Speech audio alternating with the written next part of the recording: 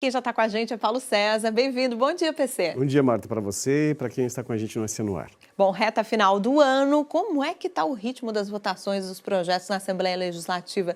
Vai ter aquela correria, aquele chamado afogadilho?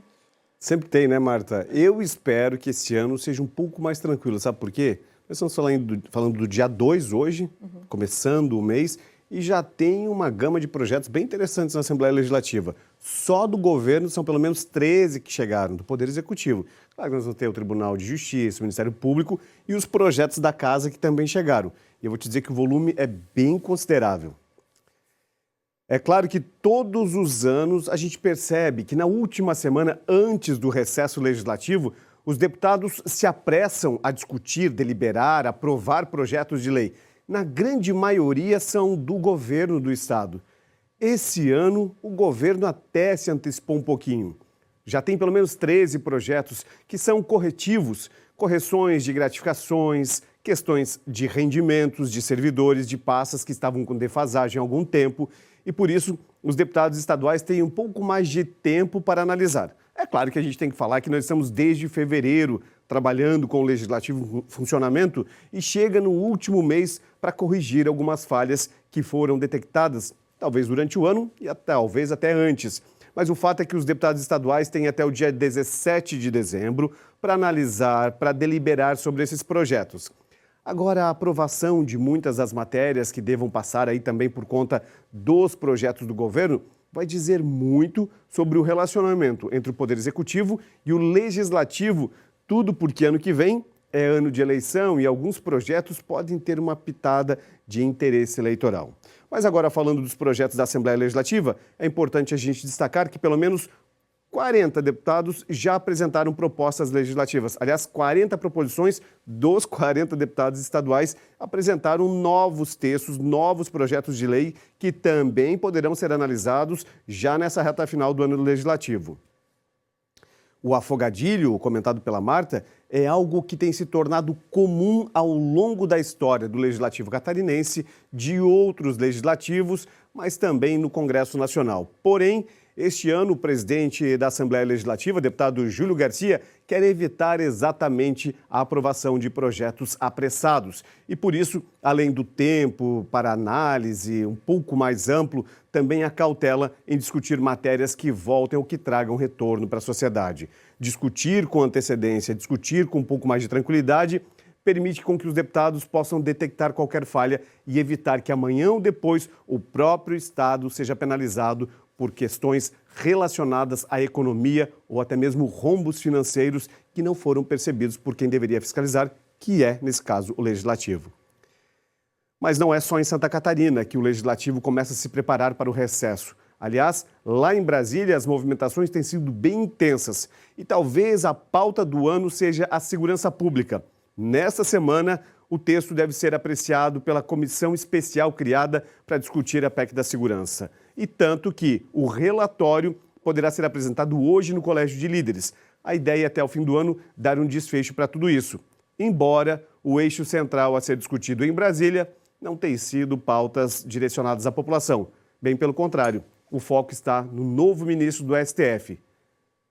E se depender dos debates lá, Jorge Messias tem uma missão difícil de ser sabatinado e também aceito pelos senadores. E isso acontece nos próximos dias, já tem agenda para o dia 10. Agora há um conflito entre Senado e Planalto e isso precisa ser superado, o que não dá para atrasar ainda mais o Brasil. Tudo bem, falta pouco mais de uma semana, estaremos de olho e você conta tudo aqui pra gente. Não tenha dúvida disso. Tá bom, você volta ainda hoje, né, PC? Voltamos. Tá bom, até mais. Até mais, bom trabalho. Olha quem já está com a gente de volta, Paulo César. César, bem-vindo novamente. Obrigado, Marta. Vamos falar então de uma medida inovadora que pode mudar o conceito de aplicar os recursos que eram retidos pelo imposto de renda.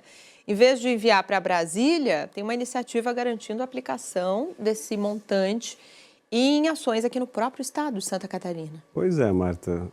Antes de nós entrarmos no ar, você fez uma pergunta, é legal?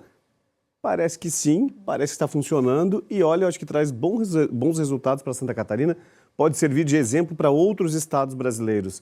Agora, é importante que os empresários, as pessoas físicas compreendam a magnitude disso, a importância de tudo isso. E talvez, Marta, eu acho que não é só a questão de manter os recursos aqui, é o processo de empatia, humanismo, porque esses recursos vão para uma área muito específica que eu vou explicar agora, viu? Mas eu acho que é importante e talvez essa tua curiosidade seja de muitos catarinenses nesse momento. O Imposto de Renda com Propósito. É isso aí. A iniciativa é uma campanha de Santa Catarina para que empresários e pessoas físicas tenham consciência que os valores retidos possam ser destinados para ações no próprio estado catarinense. Com tantas críticas do volume de recursos que vai para Brasília e não volta para Santa Catarina, talvez essa seja a chance de que uma parcela desses valores permaneçam em território de Santa Catarina. A vice-governadora Marilisa Bem também tem se empenhado em difundir a ideia em Santa Catarina. Aliás, outros líderes políticos deveriam fazer o mesmo com esse tipo de ação, incentivar a prática, porque ficar bradando na internet não tem muito resultado não, senão inflar o próprio ego. E a vice-governadora tem visitado diversas regiões, dando exemplo, elevando a importância e expandindo o projeto para que se torne também uma campanha muito útil e uma ferramenta fundamental para que o serviço público possa beneficiar milhares de cidadãos que vivem aqui em Santa Catarina. O motivo é que os recursos podem ser destinados para fundos sociais.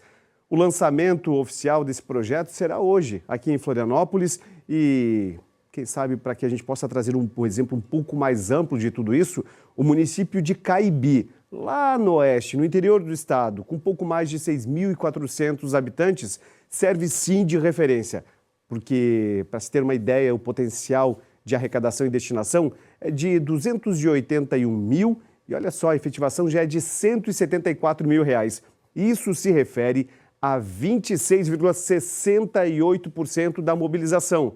Para se ter uma ideia, nesse contexto de Caibi, um município pequeno que serve de exemplo, são apenas 382 contribuintes. Ou seja, os municípios menores têm se mobilizado mais.